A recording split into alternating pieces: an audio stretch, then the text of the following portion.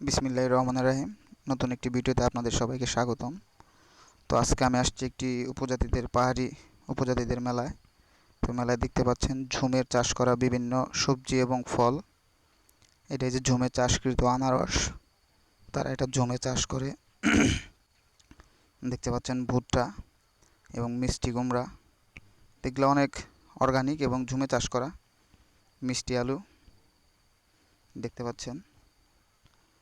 তো এবং এটা হচ্ছে ঝুমের কচু এক ধরনের।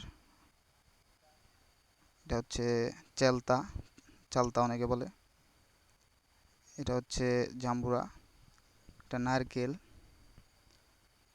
এটা হচ্ছে থাই বেল। এগুলা সবগুলা তাদের জমে চাষ হয়। এটা হচ্ছে লেবু, জমে চাষ করে এক ধরনের লেবু। দেখতে পাচ্ছেন এগুলা।